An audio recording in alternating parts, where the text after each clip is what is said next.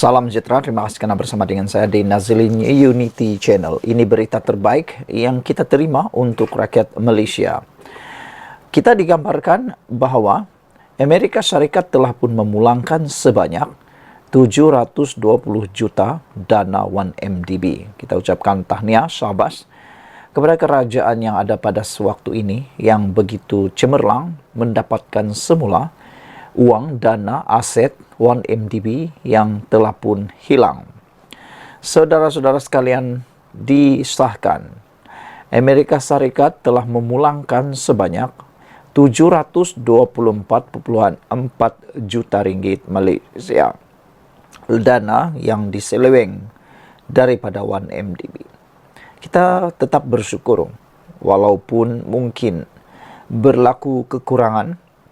Mungkin bukan semua, bukan 100% diperoleh semula dana-dana 1MDB yang telah diselewengkan itu. Tapi kita tetap masih bersyukur kerana kerajaan masih komited dan masih bersemangat untuk berusaha mendapatkan semula uang yang diselewengkan itu. Dan setakat ini, kita mendapat semula 721,4 juta.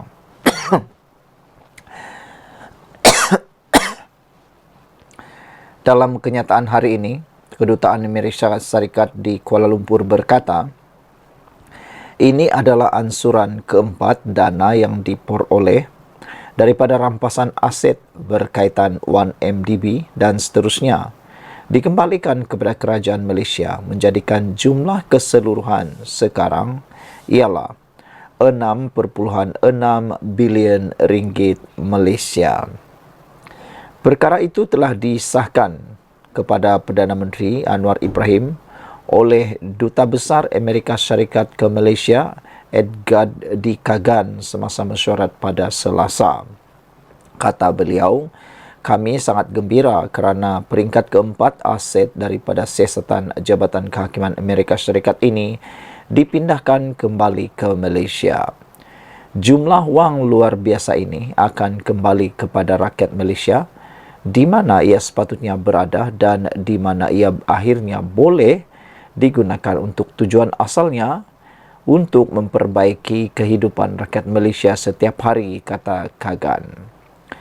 Sejak tahun 2016, Jabatan Kehakiman Amerika Syarikat memulakan beberapa siri saman pelucut hakan sivil yang bertujuan mendapatkan semula aset yang dipercayai hasil penyelewengan di 1MDB dan bekas anak syarikatnya SRC International. Saman itu dibuat di bawah inisiatif pemulihan aset kleptokrasi yang bertujuan untuk menghalang kleptokrat daripada menyalahgunakan sistem kewangan Amerika Syarikat. DOJ mendakwa pada tahun 2017 bahawa lebih 4.5 bilion Amerika Syarikat dolar telah diselewengkan daripada 1MDB, yang mana 1.7 bilion Amerika Syarikat dolar telah disalurkan melalui sistem kewangannya. Antara aset yang disasarkan untuk dirampas termasuk hartanah mewah, karya seni, barang kemas berlian dan wang tunai yang dikatakan milik pelbagai konspirator serta sebuah jet peribadi dan kapal layar super yang dikatakan milik Jolo yang kini dalam buruan. Selain Amerika Syarikat, pihak berkuasa lain seperti Singapura dan Switzerland juga telah memulangkan dana yang diperoleh daripada penyelewengan itu. Usaha ini diperkukuh apabila bekas peguam 1MDB Jasmine Loh kembali ke Malaysia pada tahun 2023 selepas bertahun-tahun dalam pelarian dan membantu polis mengenal pasti hartanah berkaitan 1MDB bernilai 93.2 juta ringgit.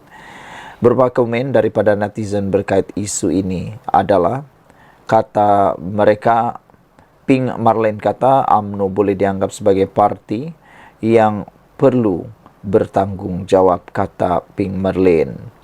Sekian dulu untuk kali ini. Jangan lupa tinggalkan komen anda, tekan butang subscribe. Kita jumpa lagi. Bye-bye. Selamat petang. Di mana menantu Muhyiddin Yassin? Ada orang kata mungkin dia berada di Australia. Ada orang kata mungkin di Thailand. Ada orang kata mungkin di Afrika. Ada orang kata dia mungkin ada di Malaysia juga.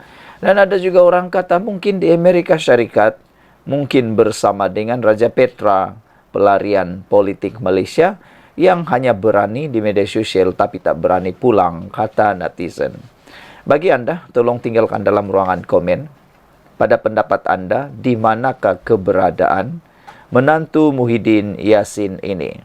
Kerana sehingga kini masih tak balik-balik ke Malaysia lagi bagi menghadapi pertuduhan kes CBT, pecah amanah jenayah yang mana perlu dihadapi oleh beliau. Ada pepatah Melayu kata, berani kerana benar, takut kerana salah. Jadi kalau memang benar, kenapa tak pulang ke Malaysia hadapi pertuduhan itu? Hanya orang yang salah yang takut menghadapinya. Itu yang menakutkanlah, yang membimbangkan kita, jangan-jangan betul-betul buat salah. Habis kenapa?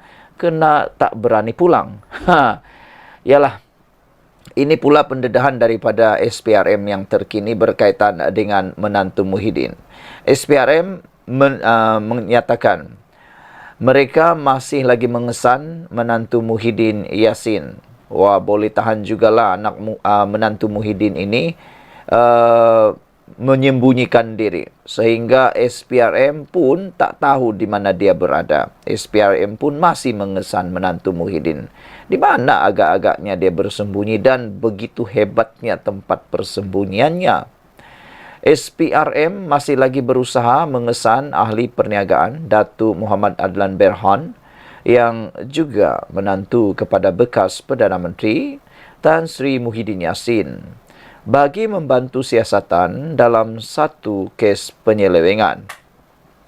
Ketua Pesuruhjaya SPRM Tan Sri Azam Baki berkata, usaha yang dilakukan termasuk langkah mendapatkan kerjasama daripada Polis Antarabangsa, Interpol dan pihak berkuasa lain bagi mengesannya.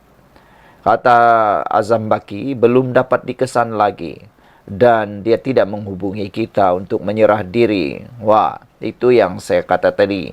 Boleh tahan juga menantu Muhyiddin ini menyembunyikan diri. Sampaikan SPRM pun belum dapat kesan lagi di mana menantu Muhyiddin ini bersembunyi. Itulah, jangan-jangan ada yang kata sedekat Thailand saja, tidaklah terlalu jauh. Ada juga yang kata silap-silap hari bulan dia ada di Singapura, tapi tak tahulah. Dan SPRM pun telah mengesahkan sehingga kini dia belum lagi menghubungi SPRM. Kata Azam Baki, tindakan selanjutnya ialah kita masih lagi berusaha dengan bekerjasama dengan Interpol serta pihak berkuasa lain. Selain itu, Muhammad Adlan, SPRM juga sedang berusaha mengesan seorang lagi peguam, iaitu Mansur Syahad, peguam kepada Muhammad Adlan bagi membantu siasatan kes penyelewengan, projek pendaftaran, pengambilan dan penyimpanan biometrik pekerja asing bagi sebuah kementerian.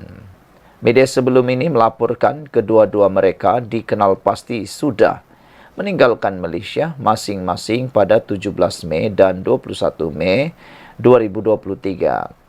Sementara itu, Azam Baki menolak dakwaan Setiausaha Agung Perikatan Nasional PN, Datuk Seri Hamzah Zainuddin yang mengatakan bahawa pendakwaan terhadap anak lelakinya dalam satu kes rasuah adalah sebagai siri perancangan pembunuhan karakter politik yang sebenarnya ditujukan kepada beliau sebagai ketua pembangkang.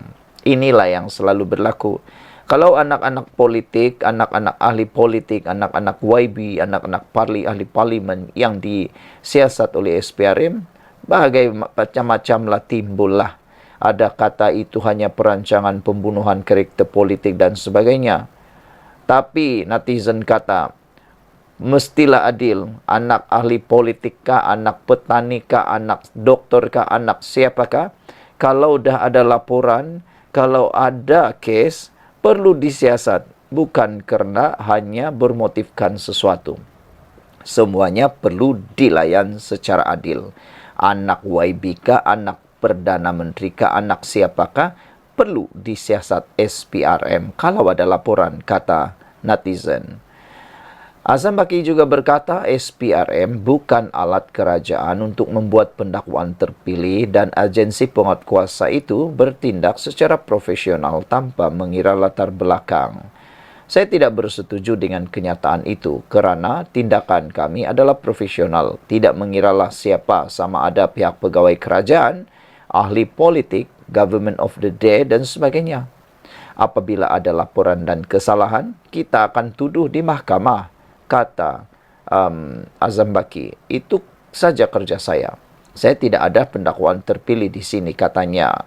Pada 5 Jun lepas, anak lelaki Hamzah didakwa di Mahkamah Seksyen Kuala Lumpur atas pertuduhan menerima rasuah berjumlah RM100,000. Oh, boleh tahan juga banyaknya kan? Okeylah.